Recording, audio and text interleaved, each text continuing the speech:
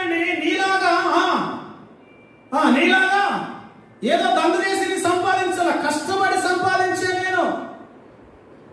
యేసు క్రీస్తు రక్తము నిన్ను నన్ను ఏం చేసిందండి? సంపాదించింది. ప్రియ దేవుని బిడ్డలారా, హల్లెలూయా. అందుకని ప్రియ సహోదరి సహోదరుడా, మనము మామూలు కాదు. ఆయన అంటున్నాడు, ఏమన్నాడు చదవండి, దేవుడు తన స్వరక్తమిచ్చి సంపాదించిన తన సంఘం. ఎవరి సంఘం అండి? మనం. మీరేం చెప్తారు బయటికి వెళ్ళి?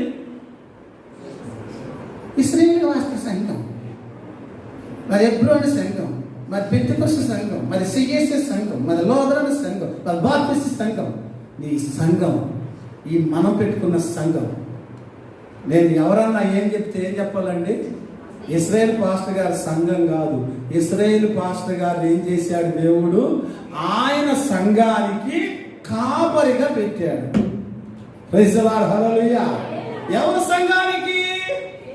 యేసుక్రీస్తు సంఘానికి నేను కాపరినే కానీ నేను సంపాదించలేదు, నేను ప్రాణం పెట్టలేదు. ప్రియులారా, నా సంపాదన ఏంటంటే మిమ్మల్ని కాయటం, మిమ్మల్ని మేపటం. అప్పుడు మీరేం చేయాలి? పిల్లల్ని కానాలి.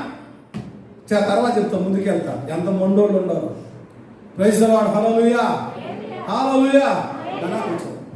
ఏం చేయాలి చెప్పండి? ఇప్పుడు ఏం చేద్దామండి? రక్తం ఎలాంటిది? రక్తం మరుగుతుందండి. రక్తం ఏం చేస్తుందంట? మరుగుతుందంట. నీ మరుగుతుంది చల్లకుండా. రక్తం నీలో ఉన్న ప్రాణము దేవుని స్తుతించాలి, మరలటం కాదు. ఎందుకో తెలుసా? నీ కొరకు, నా కొరకు 2000 సంవత్సరాల క్రితం ప్రభు అయిన యేసు క్రీస్తు ఈ భూలోకానికి వచ్చి ఏం చిందించాడు? రక్తాన్ని చిందించాడు. రక్తాన్ని చిందించి నిన్ను నన్ను ఏం చేసుకున్నాడండి? సంపాదించుకున్నాడు. ఈ ప్రపంచంలో, భూలోకంలో ఉన్న సంపాదన ఏంట్రా అని ఆరాధిస్తే ఏంటండి? ఆయన సంఘం అండి. ప్రైజ్ ది లార్డ్, హల్లెలూయా. ఆయన సంఘం అండి. ఎవడన్నా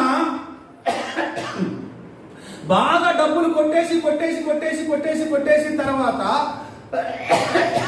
గవర్నమెంట్ సొమ్ము తినేసిన తర్వాత ఎప్పుడన్నా పట్టబడ్డాడు అనుకో, ఏం చేస్తారు? ఇప్పుడు అన్నీ ఏం చేస్తారు? బాధ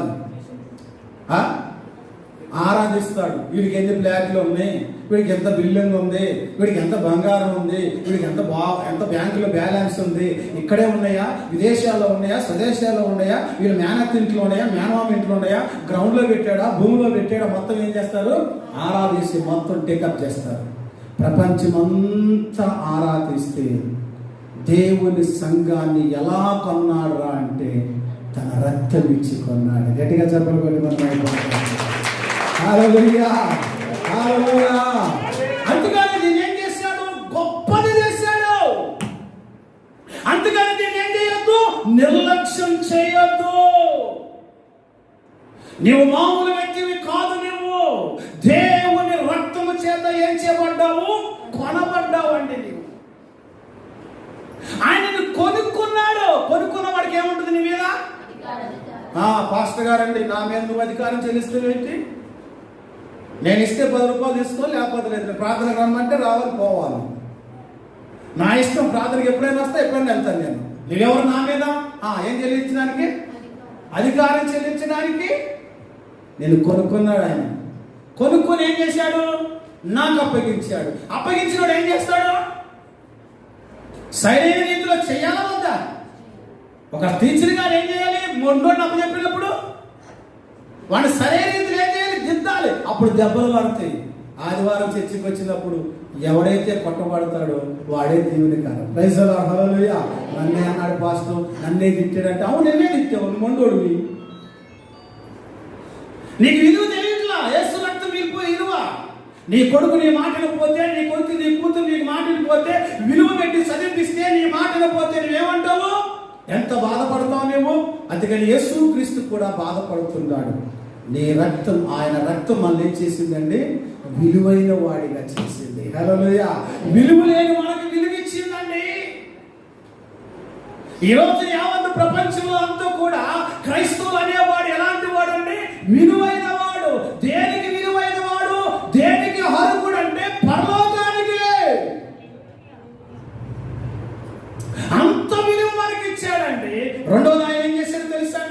9వ అధ్యాయం ఎబ్రీయులకు రాసిన పత్రిక 26వ వచనం, 9వ అధ్యాయం 26వ వచనం ఎబ్రీయులకు రాసిన త్వర చదవాలి.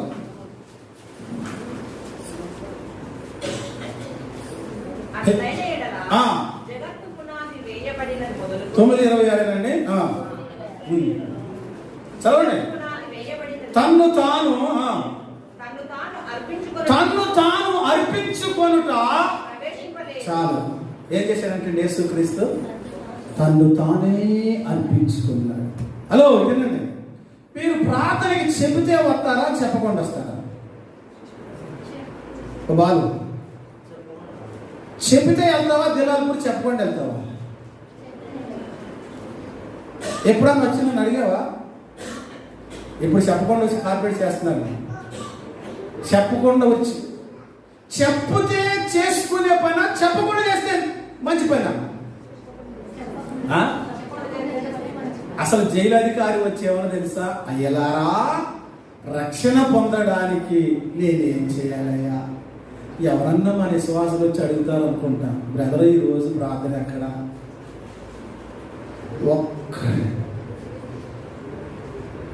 మళ్ళా ఫోన్ చేస్తే పెద్ద బిజీ ఉన్నట్టు, చాలా బిజీలో ఉంది కదా. వాక్యం చెప్తుంది, ఎందుకు నీవు పొందుకున్న రక్షణను గొప్ప చేశాడంటే, ఆ యేసుక్రీస్తు ఏం చేశాడంటే నీ రక్షణ కొరకు తన్ను తాను అర్పించు. నిన్ను నన్ను రక్షించుకోవడానికి తన్ను తానే. పరలోకం అంతా ఎదురు చూస్తుంది. దేవుడు తండ్రి అయిన దేవుని కుడిపార్శ్వం మీద యేసు ప్రభు ఉన్నాడు. పరలోకంలో ఉన్న వారందరూ అడుగుతున్నారు, ఎవరో మీలో ఎవరైనా వెళ్తారా? అప్పుడు యేసుక్రీస్తు అన్నాడు, నేనున్నాను. I am here. ఇక్కడ నేనున్నాను, నన్ను పంపయ్యా. మామూలు కాదు ప్రియ దేవుని బిడ్డలారా, సువార్త ప్రకటించడం అంటే, ప్రాణం పెట్టడం అంటే. తనకు తానే ఏం చేస్తున్నాడంట? సమర్పించుకున్నాడు. ఎందుకు మనము పొందుకున్న రక్షణను ఎందుకు నిర్లక్ష్యం చేయొద్దు అనుకుంటున్నామంటే, ఈ రక్షణ వెనకాల ఒక యవనస్తుడైన యేసుక్రీస్తు ఏం చేశాడు? నీవు నేను రక్షించబడ్డానికి తన్ను తాను ఏం చేసుకున్నాడంటే సమర్పించేసుకున్నాడు. తన్ను తానే వచ్చేసాడంటే దేనికి వచ్చేసాడు? కొరడా దెబ్బలు కొట్టడానికి, కొట్టించుకోవడానికి, తల మీద ముళ్ళ కిరీటం పెట్టించుకోవడానికి, చేతిలో గాయాలు పెట్టించుకోవడానికి, ఈ పంతు కూడా నాగలవాని సాలువలే దున్నడానికి, 6 అంగుళాలు మేకులను కాలంలో కొట్టించుకోవడానికి, 6 అంగుళాలు ఉన్న బడిసితో డొక్కలో పొడిపించుకోవడానికి, సైనికుల చేత పిడుగుద్దులు గుర్తించుకోవడానికి, సైనికుల చేత కాండ్రకిచ్చి ముఖం మీద ఉమ్మేసుకుంటానికి తన్ను తానే ఏం చేసుకున్నాడంటే, నీకే సమర్పణ ఉంది. అసలుకే కార్పెట్ చేయటం రాదు, చెప్పులు సరిగా పెడతాం రాదు, మోకాల మీద నుండి ప్రార్థన చేయటం రాదు, అందరికంటే ముందొచ్చి ఒక అర్ధగంట ప్రార్థన చేయటం రాదు. ప్రార్థన ఎక్కడైనా ఒక గ్రో కూడా జరుగుతుంటే పాస్టర్ గారు వెళ్ళక ముందు వెళ్ళిపోయి కార్పెట్ చేసి అక్కడ ప్రార్థన చేయటం రాదు. నీకేం సమర్పణ ఉంది? అందుకని అంటున్నాను, యేసుక్రీస్తు ఎందుకు నీ రక్షణను గొప్ప చేశాడంటే, యేసుక్రీస్తు ఏం చేశాడంటే తన్ను తానే సమర్పించుకున్నాడు. నువ్వు దేనికి సమర్పించుకున్నావు? పాడవాడుతో మనము సమర్పణ చేయుము ప్రభువునకు నీ దేహము ధనము లేదు. అపోస్తలుడైన పౌలు అంటాడు, సజీవ యాగముగా మీ శరీరమును ప్రభువుకి సమర్పించింది అంటాడు. మనం సమర్పించుకోలేము పిల్ల. అందుకనే హెబ్రీకర్త అంటాడు, ఈ రక్షణ గొప్పది. ఎందుకు గొప్పదంటే ఆయన రక్తాన్ని చిందించాడు. రక్తం చిందించక ముందు ఆయన ఏం చేశాడు తెలుసా? ఆ రక్తాన్ని చిందించడానికి తన్ను తాను అర్పించుకున్నాడు. తన్ను తానే అర్పించేసుకున్నాడు. నువ్వు అర్పించుకుంటావా? అంతేగానే దాన్ని నువ్వు నిర్లక్ష్యం చేయవాకు. నెంబర్ 3 చూద్దాం మనం. 2 కొరింథీయులకు రాసిన పత్రిక 8వ అధ్యాయం 9వ వచనం. మీరు మన ప్రభువైన యేసుక్రీస్తు కృపను ఎరుగుదురు ఆయన ధనవంతుడై ఉండి మీరు ధనవంతులు కావాలని ఆయన మీ నిమిత్తము దరిద్రుడాయెను. హలో హల్లెలూయా. ఏమైపోయాడు యేసుక్రీస్తు? ధనవంతుడై ఉండి యేసయ్యా దరిద్రుడై ఇలా పుట్టాడయ్యా. ధనవంతుడై ఉండి యేసయ్యా దరిద్రుడై ఇలా పుట్టాడయ్యా. మరణించాడు మరి లేచాడు నా పాప విమోచనకై. హల్లెలూయా. యేసుక్రీస్తు ఏమయ్యాడంటండి? హలో, నిన్ను ధనవంతుడిగా చేయడానికి దరిద్రుడికి వచ్చాడు. అందుకే రక్షణ గొప్పది. Praise the Lord. హల్లెలూయా. నీ తండ్రి ఒక పాలేరుగా పనిచేశాడు ఇంజనీర్ చేయడానికే. నీ తండ్రి డబ్బు పట్టి తిన్నాడు, ఛాయ్ తాగాడు. ఎందుకో తెలుసా? నిన్ను కలెక్టర్ చేయడానికే. నీ తండ్రి ఎంత కష్టపడ్డాడో, నీ తల్లి ఎంత కష్టపడిందో అది నీకు తెలిస్తే నువ్వు చేస్తున్న ఉద్యోగాన్ని ఏం చేయవు, నువ్వు నిర్లక్ష్యం చేయవు. నీ తల్లిదండ్రులు నిర్లక్ష్యం చేయవు. 9 మాసాలు మోసిన తల్లి టాయిలెట్ పోసినా ఏది చేసినా తండ్రి భుజాల మీద ఎక్కించుకుని మోసినా ఈ రోజున నిర్లక్ష్యం చేస్తున్నారు తల్లిదండ్రులు పిల్లలు. వాడికి తెలిస్తే కదా ఎక్కడ వచ్చిన సంగతి. యేసుక్రీస్తు ఏమైపోయాడంటే దరిద్రుడండి. ఎంత దరిద్రుడో తెలుసా అండి? ఆయన ఎవరు? హెవెన్లో ఉన్న యావత్తు ప్రపంచానికి ఆయన ధనవంతుడు. మన ఆయన కొత్త దేవుడు చెబుతున్నాడు, ప్రపంచంలో ధనవంతుడు నెంబర్ 1 నేనే అంటున్నాడు. నేనన్నా నీకంటే ముందు నేనే ధనవంతుడు. Praise the Lord. హల్లెలూయా. అసలైన ధనవంతుడు నేను, ఒరిజినల్. ఎవరు? నేను ధనవంతుడిని. Praise the Lord. హల్లెలూయా. దేనికి ధనవంతుడిని? పరలోకంలో ఉన్న దానికి. ఇక్కడ కాదు. Praise the Lord. హల్లెలూయా. ఇప్పుడు దేవుడు దేనికి ధనవంతుడైనా? యావత్తు ప్రపంచమంతా తండ్రిది. తండ్రికి ఉన్న వారసత్వం ఎవరిది? కుమారుది. కుమారుడు దేనికి వారసుడు? తండ్రి దానికి వారసుడు. ఆయన ఎంత ధనవంతుడు? ఆయన అంటాడు, వెండి నాది, బంగారు నాది. ఎంత ధనవంతుడు ఆయన! ఆ ధనవంతుడు నిన్ను నన్ను రక్షించడానికి ఏమైపోయాడంటే దరిద్రుడైపోయాడు. ఎంత దరిద్రుడై తెలుసా అండి? నీకు పశువుల పాక తెలుసు కదా? ఒక ధనవంతుడు పశువుల పాకలు తొట్టిలో పడుకోబెడతారా? నీవు ఎవరిదన్నా చెప్పు ముట్టుకోమంటే కాలు పెడదంతు. నేను చాలాసార్లు చూశాను. నేను చేత్తో తీసి పెట్టలేరంటే చెప్పుల్ని కాలెత్తి ముట్టుకుంటాం సార్. చెప్పులన్నీ ఎడ చేత్తో వల్ల, కుడి చేత్తో కూడా కాదు, అసలు ఎడ చేత్తో కూడా ముట్టుకోరు, కాలుతోదంతా చెప్పుల్ని. నేను ఎరుగుదును, నేను చూసేటటువంటి యేసుక్రీస్తు నిన్ను నన్ను రక్షించడానికి ఏమైపోయాడంట? దరిద్రుడైపోయాడు.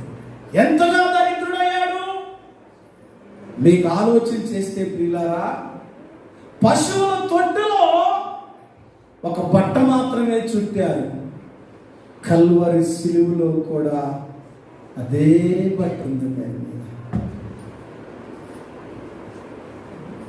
ఏం తక్కువ ఉందండి ఆయనకి? 5 రొట్టెలు 2 చేపలు 5,000 మందికి పంచిన మహానుభావుడే, 7 రొట్టెలు పంచిన వాడే, సముద్రం పొంగుతుంటే ఆగిపోమని ఆజ్ఞాపిస్తే ఆపు చేసిన వాడే, ఆ రోజుల్లో కుష్ఠవ్యాధంటే నయమయ్యేది కాదు, ఆయన చేయి పట్టుకుంటే కుష్ఠవ్యాధులకు స్వస్థత కలిగింది. 3,000 దెయ్యాలు పట్టిన వాడిని ఒక్క మాటతో ఎలగొట్టాడు. అలాంటి శక్తిమంతుడు, అలాంటి ధనవంతుడండి. కానీ నిన్ను నన్ను రక్షించడానికి ఏమైపోయాడండి ఆయన? దరిద్రుడయ్యాడు. ఎందుకు దరిద్రుడయ్యాడు? నిన్ను ధనవంతులు చేయడానికి. ప్రైజ్ ది లార్డ్, హల్లెలూయా. నిన్ను ఉన్నతమైన స్థానంలో కూర్చుండబెట్టడానికి. ఈ రోజున మంచి హోదాలో ఉంటున్నావంటే అది కేవలం దేవుని యొక్క కృపా. ప్రియ దేవుని బిడ్డలారా, హల్లెలూయా. అందుకని ఏం చేయాలి చెప్పండి? మనం దీన్ని మీకు విలువేంటో చెబుతున్నాను. ఒకటి, నీ రక్షణ వెనకాల ఏముంది? ఆయన రక్తం ఉన్నది. రెండవది, నీ రక్షణ వెనకాల ఏమున్నది? ఆయన దరిద్రుడైపోయాడు. మూడవది, ఆయన రక్షణ వెనకాల ఏముందో మత్తయి సువార్త 20వ అధ్యాయము 28వ వచనం. త్వరగా. అలాగే మనుష్య కుమారుడు పరిచారం చేయించుకుంటానికి రాలేదు గాని, అంటే పరిచారం అంటే ఏంటి? దాసుడుగా ఉండడానికి వచ్చాడు. హలో, దాసుడు యజమానుడు చెప్తే చెయ్యాలా? దాసుడు చెప్పిన మాట యజమానుడు వినాలి. మీరు చెప్పండి, అవునా కదండి? ఇప్పుడు ఎట్లా వచ్చినట్టు ఏ స్వభావంతో ఉన్నాడంటే భూమి మీద పరిచారకుడి యొక్క స్వభావం ధరించుకున్నాడంట. అందుకని ఒక రోజున యేసు ప్రభు ఏం చేశాడంటే, ఈ లోకాన్ని విడిచిపెట్టి వెళ్ళే సమయం ఆసన్నం అయిపోయింది. ఆయన ప్రేమను, ఆయన సమర్పణను, ఆయన త్యాగాన్ని, నేను ఎలా ఉంటానో మీరు ఎలా చేయాలన్నది ఏం చేశాడంటే, తన అంతమ కాలంలో, అంటే తన ఆఖరి జీవితంలో, తన ఆఖరి కాలంలో ఆయన ఏం చేశాడు తెలుసా? 12 మంది శిష్యులు తీసుకొచ్చి, వాళ్ళ ధనవంతులు కాదండి, 12 శిష్యులు ధనవంతులు కాదండి, బంగారంతో ఉన్నవారు కాదండి, కారుతో ఉన్నవారు కాదండి.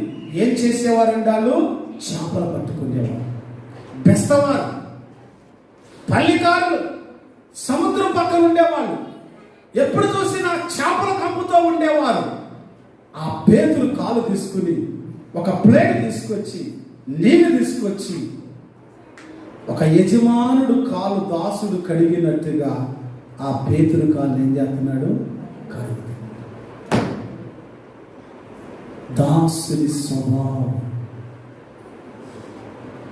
ఎందుకయ్యా ఇంత దాసుని స్వభావం ధరించుకున్నావంటే, నిన్ను రక్షించడానికి రా బాబు, నిన్ను నన్ను రక్షించడానికి. నేను దాసుని కాకపోతే, నేను పనివాణ్ణి కాకపోతే, నేను పాలేరుని కాకపోతే, నేను తగ్గించుకోకపోతే నీకేమి రాదు? రక్షణ రాదు. ఆఖరికి పేతురు అన్నాడు, దేవ ఆకాశం నుండి కురిపించు అగ్ని అన్నాడు. ఆఖరికి పేతురు యేసు ప్రభు పట్టుకున్నప్పుడు కత్తి తీశాడు, చెవు నరికేశాడు.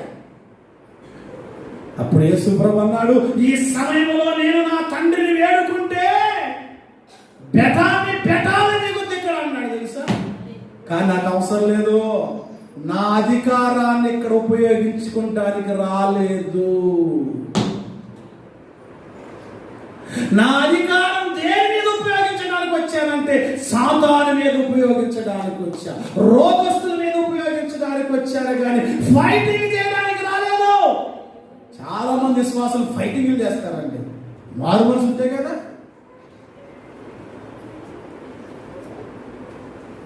యేసుక్రీస్తు ఆయన అధికారం కలిగి, ఆయన దేవుడయ్యండి. ఫిలిప్పీ రాసిన పత్రిక 2వ అధ్యాయంలో ఆయన దేవుడయ్యండి, ఆయన శక్తివంతుడయ్యండి దాసుని స్వభావముగా తన్ను తానే వృత్తినిగా చేసుకున్నాడంట. అంతేగాని ప్రియ దేవుని బిడ్డలారా, నీవు నేను పొందిన రక్షణ ఎందుకు నిర్లక్ష్యం చెయ్యొద్దన్నాడంటే దాని వెనకాల ఎంతో విలువైనది కాబట్టి. అన్నాన్ని పారవేస్తే ఆ పారేస్తూ ఉంటుంటే ఆ తండ్రికి తెలిస్తే ఆ విలువ గురించి పిల్లలకు చెబుతారు. అరే, ఈ రోజు ఒక మెతుకు నువ్వు పారేస్తున్నావురా, దాని విలువ నీకు తెలియదురా, రైతు ఎంత కష్టపడ్డాడు, ఎంత కష్టపడితే ఈ రోజు ఒక ముద్ద తింటున్నావు నీవు అన్న సంగతి. అందుకని సామాన్యంగా చాలా మంది అన్నం వేస్ట్ చేయడానికి ఏం చేయరండి, అది దేవుడు కూడా ఒప్పుకోలేదు, యేసు ప్రభు కూడా ఒప్పుకోలేదండి. 12 గంపలు ఎత్తిచ్చే తెలుసా మిగిలిన మొక్కలు? పిసినారోడా యేసు ప్రభు? పిసినారోడా? 5,000 మందికి 5 రొట్టెలు 2 చేపలు పెట్టినాడు, ఈ మొక్కలన్నీ కనవచ్చు కదా. వేస్ట్ చేయొద్దు, మొక్కలన్నీ వేయాలని అన్నాడు. మొక్కలు ఏరితే ఎన్ని మొక్కలు వచ్చిందంట? 12 గంపలు వచ్చిందంట.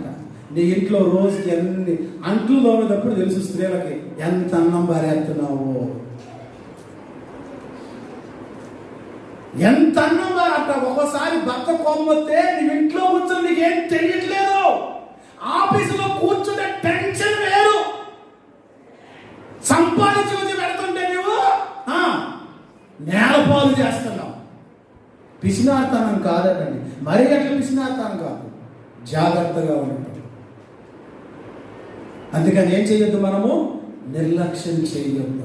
ఏమైపోయాడంటే యేసుక్రీస్తు ఏమైపోయాడంటే దాసుడైపోయాడు. మరి ఎవరికి దాసుడు? నీవు నేను పొందిన రక్షణ వెనకాల ఏముందండి, ఒక ఆయన ఏమైపోయాడు, దాసుడైపోయాడు. అందుకని పేతురు అన్నాడు, నేను నిన్ను కడగని ఎడల నీతో నాకేముండదు, బాగుండదు.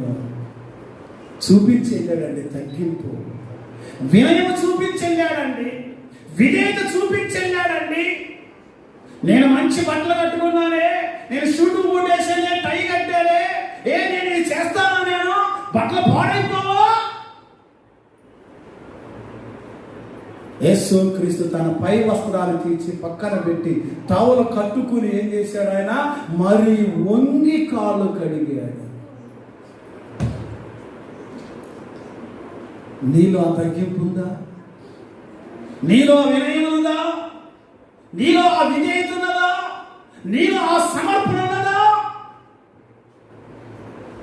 రక్షణ ద్వారా ఎన్ని వస్తాయి, దాన్ని నిర్లక్ష్యం చేస్తే ఏమీ రావు. అంతేగాని ఏం చేయాలి?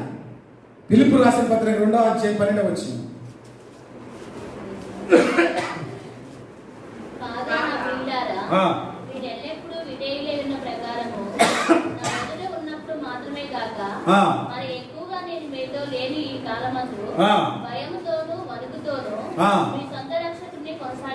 ఎట్లాంటండి? ఎంతమందికి భయం ఉంది ఇక్కడ? ఇప్పుడు దీంట్లో ఒక పాము వదులుతా, ఎక్కడ పెట్టినా ఒక పాము విడిచి పెడతాను, ఇటు 2 నాగు పాములు, ఇటు 2 జరుపోతులు. మీరు అక్కడ ఉన్న వాళ్ళు అక్కడే కూర్చుంటారా? నేను వాక్యం చెబుతూనే ఉంటున్నా, మీరు కూర్చుంటారా, లెగుతారా?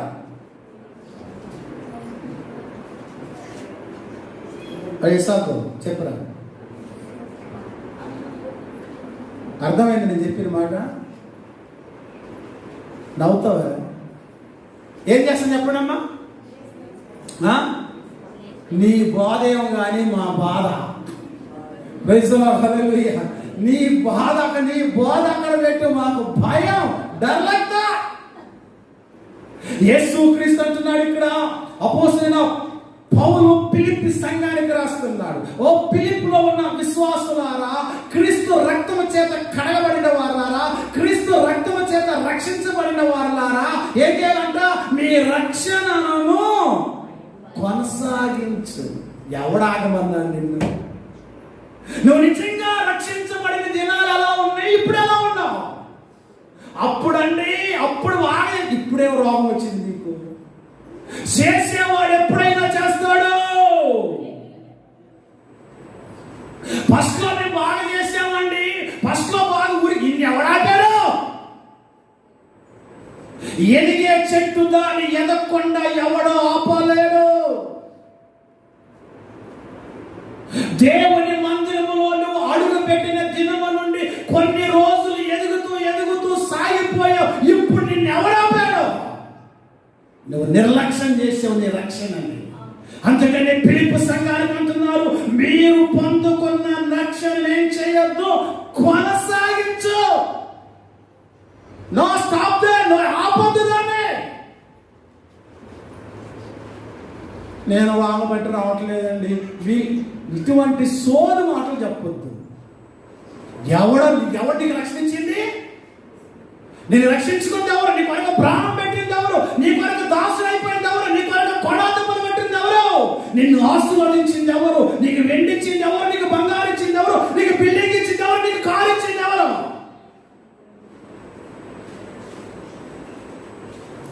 నీ రక్షణ ఏం చేస్తున్నావు? నీ ప్రార్థన జీవితాన్ని నిర్లక్ష్యం చేస్తున్నావు. ఒక గంట ప్రార్థన లేదు, ఒక గంట బైబిల్ చదివేది లేదు, ఆదివారం ముందుకు వచ్చేది లేదు. ఎంత నిర్లక్ష్యమా! 8 గంటలు డ్యూటీకి వెళ్తున్నావు, 8 గంటలు వ్యవసాయం చేసుకుంటున్నావు, ఈ 12 గంటలు పడుకుంటున్నావు.